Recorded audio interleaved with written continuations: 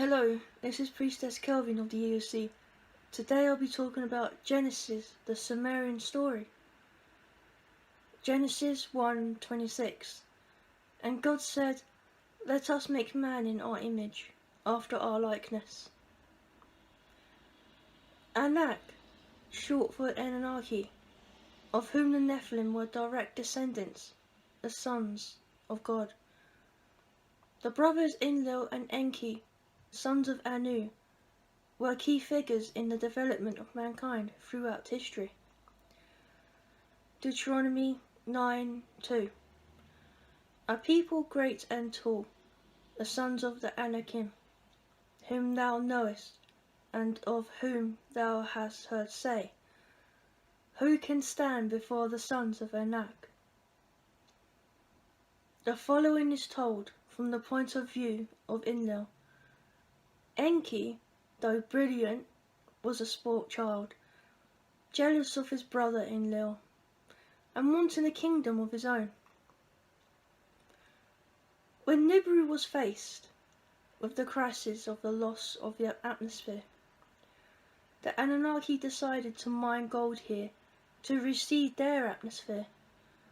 Enki saw it as an opportunity to grab power. Enki fomented a worker revolt, knowing that he could use Nibiru's emergency to force the council to accept anything. Enki wanted the world filled with slaves that he could rule over, which is something neither the council nor the Anunnaki would have ever allowed, but Enki was shrewd. Enki convinced the council that Nibiru would die if the gold-seeded atmospheric shield was delayed. He convinced them that the workers would not return to duty. They were following his orders since he was in charge of the mining operation.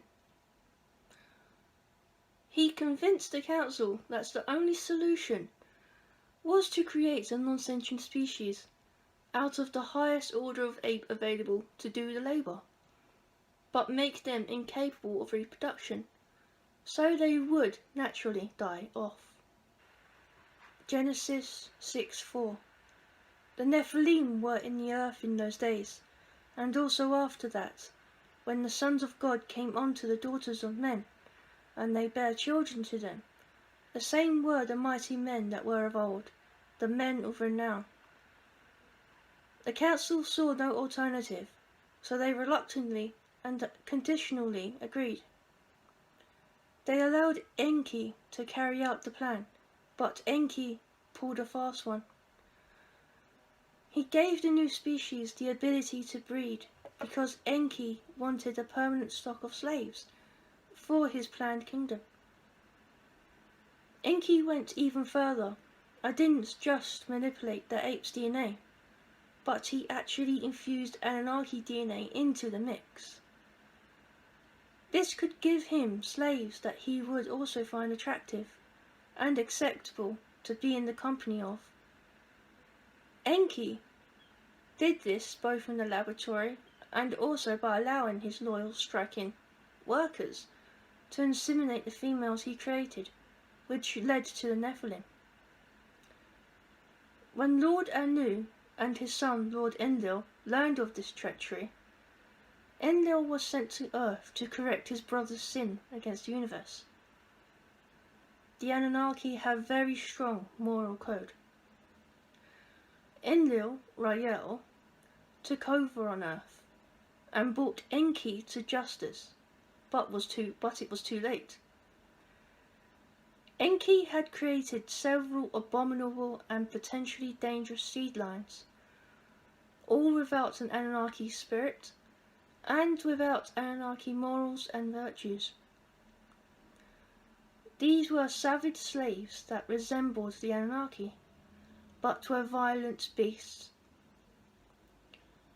Numbers 13:33. And there we saw the Nephilim, the sons of Anak, who come of the Nephilim, and we were in our own sight, as grasshoppers, and so we were in their sight.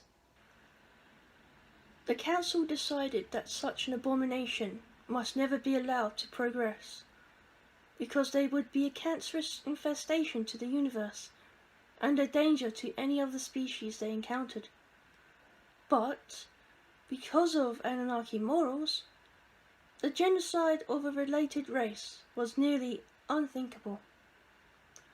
So, they decided to let a natural event destroy this abomination. They knew that Nibiru's next close pass by Earth would cause massive flooding, wiping out the abomination. They decided to let it happen. Enki didn't want to lose this opportunity to have a kingdom of his own.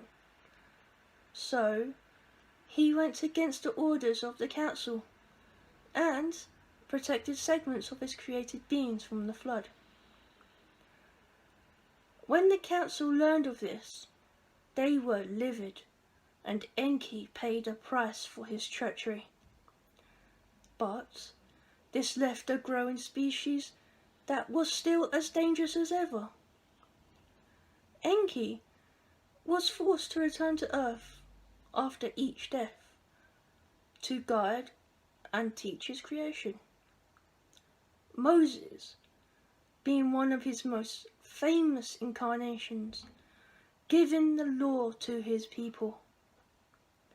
Finally, as the prime cleric Richard Ruff, to prepare his people for the return of his brother Enlil, Yeshua, Rael. That's the teaching of Genesis, the Sumerian story. Love God, love each other. Amen.